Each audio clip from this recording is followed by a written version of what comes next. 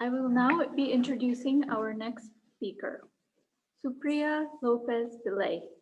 Supriya Pillai is a mother, writer, and philanthropic executive based in Oakland, California. Her professional work over the last 20 years has been grounded in racial, economic, and gender justice movements, both nationally and internationally. Currently, she is the executive director of the Hidden Leaf Foundation, dedicated to strengthening inner awareness for the sake of building a stronger, more aligned progressive movement in the United States. Supriya has been able to lead by melding her own inner journey and radical politics with the recognition that authentic purpose arises from a spiritual place. Supriya's fiction and journalism have appeared in various literary journals and mainstream press. She is also a published writer and is currently a nominee for the 2021 Pushcart Award. Supriya holds a BA in anthropology and women's study from Washington University in St. Louis, as well as a master's in international affairs from Columbia. She grew up as a Bala Vihar child from the very beginning of the mission in Chicago. She was personally very close to Pujya Gurudev and was also mentored and guided by Dr. Kshama Didi. Welcome, Supriya. Hari Om. Hari Om, everyone. Thank you so much for inviting me to speak.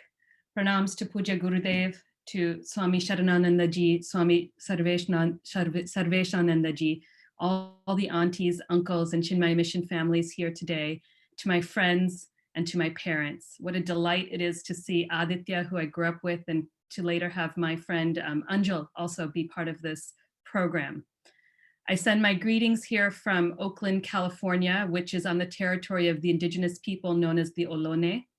Many of you are zooming in from the Chicagoland area on the lands of the indigenous people known as the Kickapoo, the Peoria, the Potawatomi, the Miamia, and the Oseti Sequan. It has become more and more part of the practice in my work and activism to recognize the original people of this land, on whose land we live, and to whom we owe great reverence. Someone I once loved gave me the advice, never talk religion and politics among company. Many of you have also received such advice, including from perhaps your own parents. And yes, in fact, it was my own father who probably said that first to me. And if you know me and you know my father, neither of us well follows that advice. Much of my life, what I care about, what I dedicate myself to, resides in the realm of spirituality and politics, and where the two come together. As a young person, I was introduced to the principles of Vedanta and a philosophy of Hinduism through the writing of Swami Chinmaya ji. I still remember very clearly Swamiji imploring upon us to consider what it means to be a citizen of a country. What is freedom? What is license? It was through texts like Kindle Life and the Art of Man-Making that the ideas of nation building were actually introduced to me alongside principles of the Gita, of ways of being, of living and understanding the world. You know, imagining myself at the age of 7 or imagining children at the age of 7 or 8 being introduced to such concepts, it felt way over my head, but I can tell you, I still see many of those words as they were written on the page, underlined and re-underlined from reading and rereading. To grow up a child of immigrants in this country is to be, in a sense, between worlds. And I know I share that sentiment with immigrant parents who miss the home they come from, the cultures that grounded them, and the people that knit them. While many of our Indian ancestors actually did arrive in the 1800s to help build the railways linking the east and west of this country, many of us are more newly arrived, hailing from the world's largest and possibly most complex democracy, India, to another in the United States, in waves stemming from the 1960s to the present. Here, we sought home. Institutions are required to build inclusive democracies. Institutions are required to establish a pathway for the generations to come to find that bridge to home. And in many ways, the Chinmaya Mission in Chicago was and is that for many of us. I had the privilege of growing up here with many of you as my surrogate parents and brothers and sisters. I was lucky to be exposed to the variety of cultures, foods, traditions from throughout the Indian diaspora. And we were all bound by a common purpose and a deeper spiritual study of self and the community.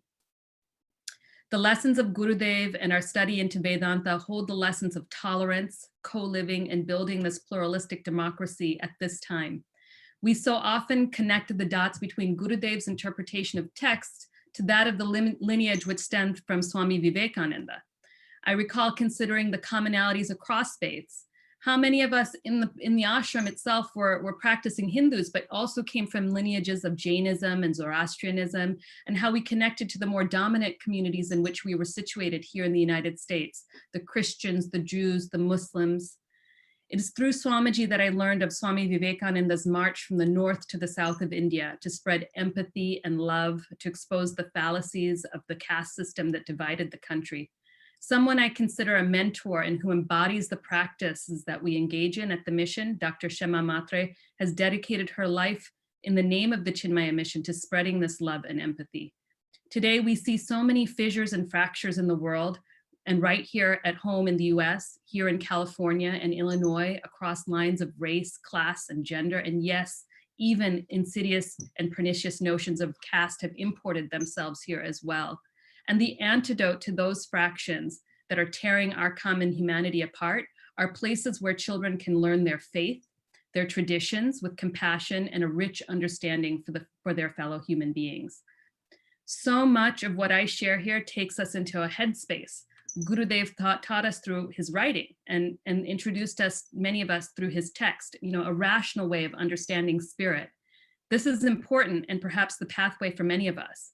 However, there's another very important component to why places like the mission are important to our connection and legacy, to the sustainability of our presence here in this country. It's the heart and the spirit place.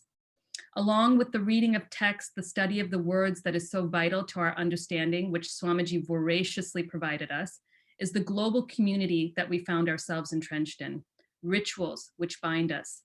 The mission provides a space of collective and individual contemplation, the rare ability to go inward with others, to connect with something far greater than the minute speck of who we are on this planet. And then to recognize that this precious life that we have, this gift, requires of us to do all to serve for humanity's greatest potential.